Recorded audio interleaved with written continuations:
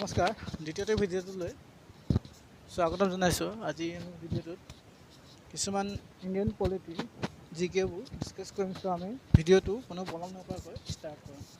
চ' আমাৰ ফাৰ্ষ্ট কুৱেশ্যনটো হৈছে ৰাষ্ট্ৰপতিক কোনে নিৰ্বাচন কৰে? ভাৰতৰ ৰাষ্ট্ৰপতিক কোনে নিৰ্বাচন কৰে? উত্তৰটো হ'ব সংসদ আৰু ৰাজ্যিক বিধান সভা। নেক্সট কুৱেশ্যনলৈ যাওঁ। ৰাষ্ট্ৰপতিক কোনে অপসাৰণ কৰে? এনচাৰটো হ'ব সংসদ। ভাৰতীয় সংসদে ৰাষ্ট্ৰপতিক অপসাৰণ কৰে। নেক্সট কুৱেশ্যনলৈ যাওঁ। কুৱেশ্যন নম্বৰ 3, ৰাষ্ট্ৰপতিৰ বিৰুদ্ধে অভিযোগ আনিলে কিমান সংখ্যক সদস্যৰ অনুমোদন আৱশ্যক হয়? এনচাৰটো হ'ব 1/4 সদস্যৰ অনুমোদন আৱশ্যক হয়। 1/4 member of the parliament. Next কুৱেশ্যনলৈ যাওঁ। কুৱেশ্যন নম্বৰ 4, মন্ত্ৰী পৰিষদক কোনে নিযুক্তি দিয়ে? এনচাৰটো হ'ব ৰাষ্ট্ৰপতি, প্ৰেচিডেণ্ট। প্ৰেচিডেণ্টে মন্ত্ৰী পৰিষদক নিযুক্তি দিয়ে। নেক্সট কুৱেশ্যনটো কুৱেশ্যন নম্বৰ 5, কোন সংশোধনীৰ মতে ৰাষ্ট্ৰপতি মন্ত্ৰী পৰিষদৰ পৰামৰ্শ মানিবলৈ বাধ্য? ইয়াৰ এনচাৰটো হ'ব 82 এমেণ্ডমেণ্ট। নেক্সট কুৱেশ্যনলৈ যাওঁ। কুৱেশ্যন নম্বৰ 6, মন্ত্ৰী পৰিষদ কাৰ আস্থাৰ ওপৰত জীয়াই থাকে? মন্ত্ৰী পৰিষদ লোকসভাৰ আস্থাৰ ওপৰত জীয়াই থাকে, পাৰ্লিয়ামেণ্টৰ আস্থাৰ ওপৰত জীয়াই থাকে। নেক্সট কুৱেশ্যনটো হ'ল কুৱেশ্যন নম্বৰ 7, ৰাষ্ট্ৰপতি হ'বৰ বাবে নিম্নতম বয়স কিমান লাগে? ইয়াৰ এনচাৰটো হ'ব 35 বছৰ। 35 বছৰ নিম্নতম বয়স লাগে ৰাষ্ট্ৰপতি হ'বলৈ। নেক্সট কুৱেশ্যনটো কুৱেশ্যন নম্বৰ 8, ৰাষ্ট্ৰপতি পদ খালী হ'লে কিমান দিনৰ ভিতৰত নতুন ৰাষ্ট্ৰপতি নিৰ্বাচিত কৰিব লাগে? এনচাৰটো হ'ব 6 মান্থ। 6 মান্থৰ ভিতৰত নতুন ৰাষ্ট্ৰপতি নিৰ্বাচিত কৰিব লাগে। নেক্সট কুৱেশ্যনলৈ যাওঁ। কুৱেশ্যন নম্বৰ 9, উপ ৰাষ্ট্ৰপতিৰ অনুপস্থিতিত ৰাজ্যসভাত কোনে সভাপতিত্ব কৰে? ইয়াৰ এনচাৰটো হ'ব ৰাজ্যসভাৰ উপসভাপতিয়ে উপ ৰাষ্ট্ৰপতিৰ অনুপস্থিতিত ৰাজ্যসভাত সভাপতিত্ব কৰে। নেক্সট কুৱেশ্যনটো হৈছে কুৱেশ্যন নম্বৰ 10, ৰাষ্ট্ৰপতিয়ে সাধাৰণতে কাক প্ৰধানমন্ত্ৰী হিচাপে নিযুক্তি দিয়ে? এনচাৰটো হ'ব সংখ্যাগৰিষ্ঠ দলৰ নেতাক প্ৰধানমন্ত্ৰী হিচাপে নিযুক্তি দিয়ে। নেক্সট কুৱেশ্যনলৈ যাওঁ আমি। কুৱেশ্যন নম্বৰ 11, ভাৰতত প্ৰকৃত কাৰ্যপালিকা কোন? ইয়াৰ এনচাৰটো হ'ব প্ৰধানমন্ত্ৰীৰ নেতৃত্বত থকা মন্ত্ৰী পৰিষদ বা কাউন্সিল অফ মিনিষ্টাৰ। নেক্সট কুৱেশ্যনলৈ যাওঁ। কুৱেশ্যন নম্বৰ 12, সংসদ বুলিলে কি বুজায়? এনচাৰটো হ'ল লোকসভা, ৰাজ্যসভা আৰু ৰাষ্ট্ৰপতি তিনিটাক একেলগে সংসদ বুলি কোৱা হয়। নেক্সট কুৱেশ্যনলৈ যাওঁ। কুৱেশ্যন নম্বৰ 13, ৰাজ্যপালৰ পদৰ বাবে প্ৰাৰ্থীৰ বয়স কিমান হ'ব লাগে?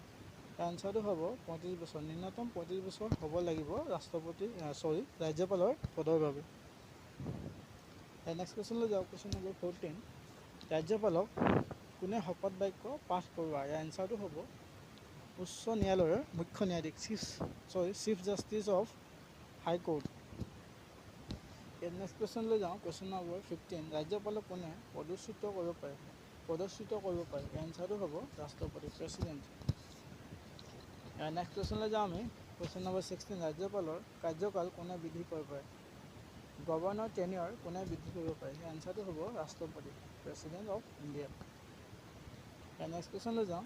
কুৱেশ্যন নম্বৰ 17, ভাৰতীয় সংবিধানৰ কিমান অনুচ্ছেদৰ মতে ৰাজ্যপালৰ স্ববিচাৰ ক্ষমতা আছে? গভৰ্ণৰৰ স্ববিচাৰ ক্ষমতা কিমান অনুচ্ছেদত আছে? ইয়াৰ আনচাৰটো হ'ব 163(1) অনুচ্ছেদত ৰাজ্যপালৰ স্ববিচাৰ ক্ষমতা আছে। নেক্সট কুৱেশ্যনলৈ যাওঁ আমি। কুৱেশ্যন নম্বৰ 18, মুখ্যমন্ত্ৰী কোনে নিযুক্তি দিয়ে? এনচাৰটো হ'ব ৰাজ্যপালে মুখ্যমন্ত্ৰী বা চিফ মিনিষ্টাৰ নিযুক্তি দিয়ে। নেক্সট কুৱেশ্যনলৈ যাওঁ আমি। কুৱেশ্যন নম্বৰ 19, মন্ত্ৰী পৰিষদত কোনে সভাপতিত্ব কৰে?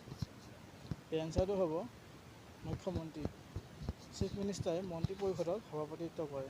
নেক্সট কুৱেশ্যনলৈ যাওঁ আমি। কুৱেশ্যন নম্বৰ 20, কোনো মন্ত্ৰী বিধানসভাৰ সদস্য নহ'লে কিমান দিনৰ ভিতৰত নিৰ্বাচিত হৈ আহিব লাগিব? ইয়াৰ এনচাৰটো হ'ব 6 মান্থ। 6 মান্থৰ ভিতৰত তেওঁ নিৰ্বাচিত হৈ আহিব লাগিব।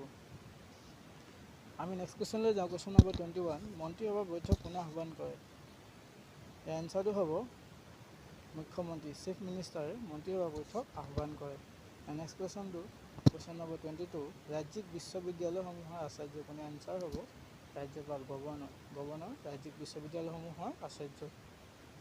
23 কুৱেশ্যন, কি বিলত ৰাজ্যপালে সন্মতি দিবলৈ বাধ্য? ইয়াৰ আনচাৰটো হ'ব বিত্ত বিল। বিত্ত বিলত ৰাজ্যপালে সন্মতি দিবলৈ বাধ্য। নেক্সট কুৱেশ্যনলৈ যাওঁ আমি। কুৱেশ্যন নম্বৰ 24, ৰাষ্ট্ৰপতিৰ কাৰ্যকাল কিমান বছৰ? প্ৰেচিডেণ্ট টেনিয়ৰ কিমান বছৰ? এনচাৰটো হ'ব 5 year, 5 বছৰ ৰাষ্ট্ৰপতিৰ কাৰ্যকাল।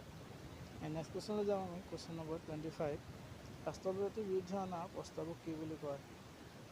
এনচাৰটো হ'ব মহা অভিযোগ।